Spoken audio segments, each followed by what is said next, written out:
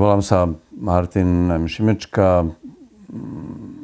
Bol som za komunistického režimu, som vlastne bol disident, to znamená zakázaný aj autor, hoci vtedy som ešte len začínal, ale nesmel som študovať, dokonca ani na strednej škole. Musel som ísť na učňovku. Nemohol som ísť na univerzitu kvôli otcovi, ktorý bol disident. Takže som pracoval za komunizmu v manuálnych zamestnaniach ako ošetrovateľ alebo kurič. Naša rodina bola od 70. rokov až do roku 89. Mali pravidelne domové prehliadky. V našom byte po roku 89 našli 3 odpočúvacie zariadenia, kde nás len boli v stenách, proste tie tzv. Štenice. Telefón nám odpočúvali, sledovali nás. Museli sme dodržiavať niektoré konšpiračné pravidlá, keď sme chceli niekam ísť a stretnúť s ľuďmi, ktorí sme nechceli by vedeli, že o štátnej bezpečnosti, tak sme si doma písali na papieriky informácie. Naučili sme sa žiť v byte, ktorý bol 24 hodín odpočúvaný. A keď som sa presťahoval do toho domčeku sem, tu myslím, odpočúvanie nebolo, ale susedia na nás donášali. My sme nemali telefón, takže to bolo komplikovanejšie to odpočúvať okrem toho. Tiež som tu bol sledovaný a mal som tu domové prehliadky. Takže boli sme na Slovensku pomerne, nebolo veľa takých rodín, ako bola naša, možno 2-3, akože skutočných disidentov, ktorí boli týmto spôsobom neustále sledovaní. Bo väčšina toho slovenského akoby intelektuálov, ktorí boli akoby proti režimu, tak boli miernejšie trestaní, neboli aktívni. Môj otec bol aktívny, aj písal knihy a vydávali ich samizdate, alebo v zahraničí mu vychádzali eseje. Ja takisto, takže ono to potom súviselo aj s tým, že sa boli otvorení odporcové režimu. A to na Slovensku nebolo príliš časté, takže preto aj na nás bolo nasadených často niekedy 10 policajtov, ktorí nás sledovali a ťažko im bolo teda uniknúť. No. My sme vedeli, že sme odpočúvaní. Na všetko sa dá zvyknúť. My sme sa naučili v podstate to nebrať na vedomie, keď sme sa rozprávali doma. A často sme sa doma rozprávali o všetkom možnom, ale aj o režime. A nemali sme žiadne zábrany. Povedal by som analyzovať ten režim, hovoriť o tom, aké je to hrozné. To všetko prebiehalo, ako keby sme neboli odpočúvaní. Jediný pozor sme si dávali na to, že sme nehovorili doma o informáciách, o ktorých sme nechceli, špeciálne nejaké konkrétne informácie o tom, kde sa máme stretnúť s niekým a tak ďalej, odkiaľ máme knihy, ktoré sme dostávali v samizdate a tak ďalej. To sme nehovorili a to sa naučíte v podstate veľmi rýchlo. Isté, že človek mohol povedať proste, že či mu to nejakým spôsobom narušuje život v intimných situáciách, pri láske a neviem čo všetko. Pravdu povediac, bolo mi to jedno. Vedel som, že to tam počúvajú tie pásky, nejakí manželky tých dôstojníkov EŠTB, tam pri žehlení počúvali pásky. A to bolo mi úplne ukradnuté, kto počúva to, čo robím a čo si myslím. Jednoducho sa na to zvyknete. A dokonca by som to ani nepovedal, že ani to nebolo, že ponižujúce. My sme vedeli, ako ten systém funguje. Ja som naozaj bol vyškolený na život v totalitnom systéme, keď som čítal Orwella 1984, tam všetko bolo. Myslím si, že obrana proti každému, povedal by som, útlaku je premýšľanie a rozoznávanie proste toho, kto vás chce utláčať. To znamená, že keď rozumiete systému, tak sa ho potom prestanete báť. Alebo sa ho bojíte len do rozumnej miery,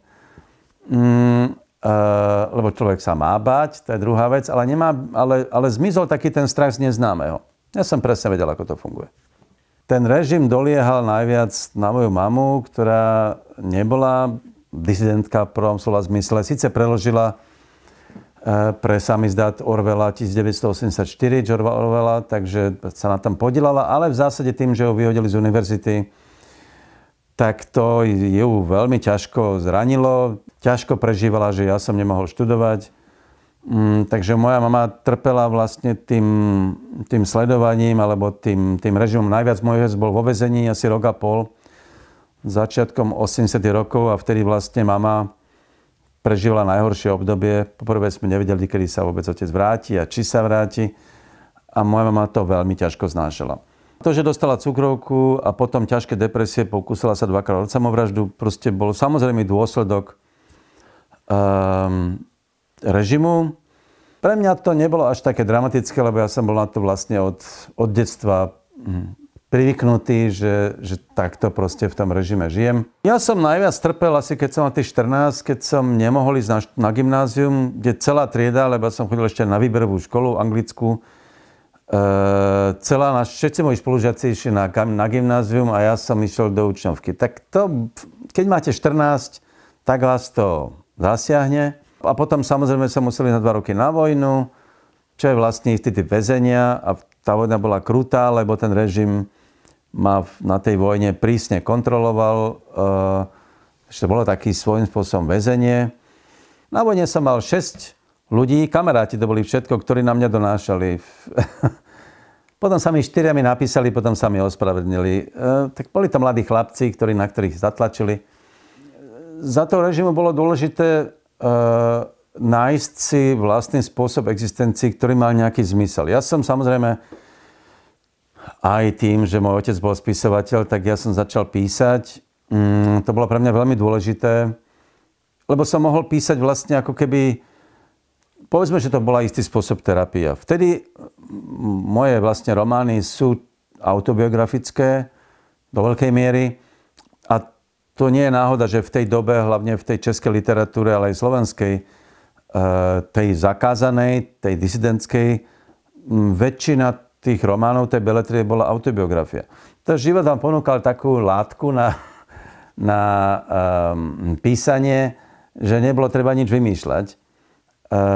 A zároveň to bola istý spôsob terapie, povedzme to takto, hoci si nemyslím, že by som ju potreboval nejak priamo terapiu, ale bol to spôsob vyrovnávania sa s tým nátlakom toho režimu.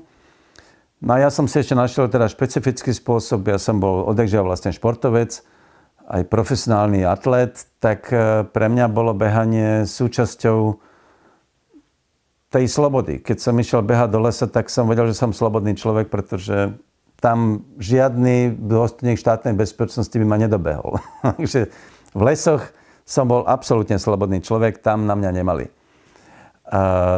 A to vám dávam všetko táto skúsenosť tej slobody, ktorú sa ale musíte naučiť, ktorú si musíte vytvoriť, vrátane hľadania zmyslu tej existencie v takomto režime. A tým bol okrem toho písania napríklad aj to, že nájdete svoju životnú lásku, máte spolu deti. Dávalo životu zmysel, ktorý vôbec nesúvisel s režimom. Nemal som traumu z toho. A dodnes nemám z toho žiadnu traumu.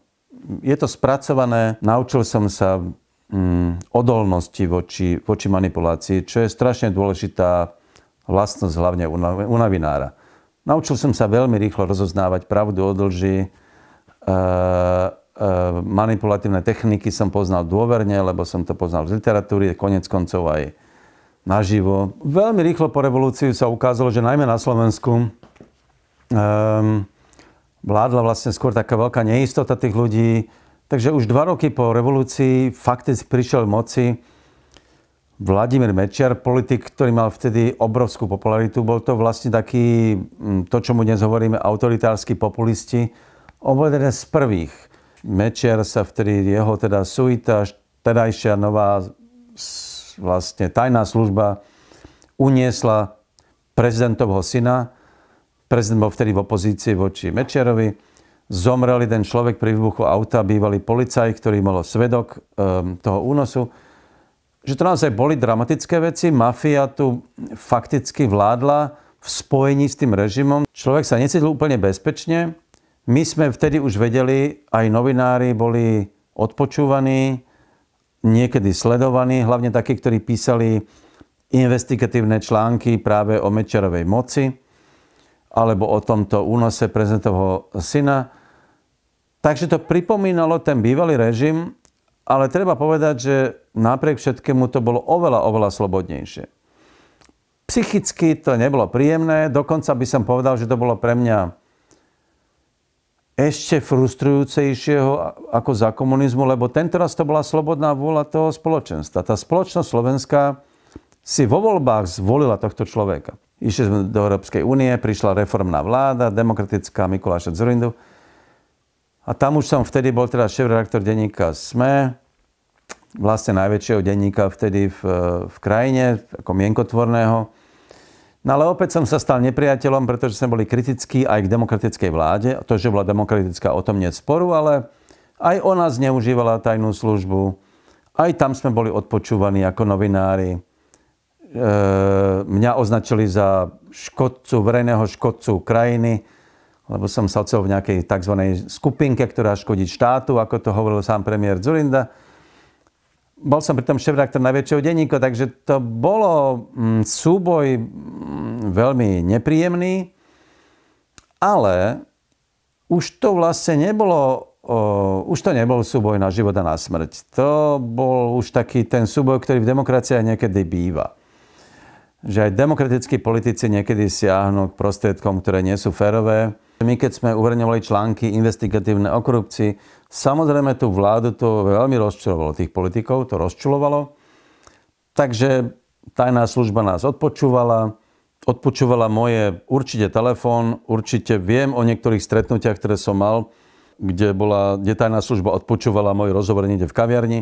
V redakcii som mal v podstate agenta štátnej, teda agenta tajnej služby vtedajšej teda vlády, ktorý ale vlastne robil aj lobistu pre politikov alebo dokonca niektoré podniky, najmä zbrojárske firmy. Nebolo jednoduché, to je totiž ťažko dokázať, takže ako šéf-redaktor som nakoniec mu teda povedal, že mám podozrenie, že píše na objednávku pre rôzne zájmové skupiny a že chcem, aby odišiel. Nakoniec to dopadlo tak, že naozaj sa zobral a odišiel, pochopil, že už cezo mňa proste neprejde. Redakcii bolo treba vysvetliť, že máme problém. Vždy som redakcii vysvetľoval, že ak sme odpočúvaní, aby si dávali pozor a že to je proste jednoducho sa niekedy stane, to je úloha novinárov odolávať tomuto tlaku, ktorý je ako keby taký utajený a nie celkom zreteľný, ale my o ňom vieme.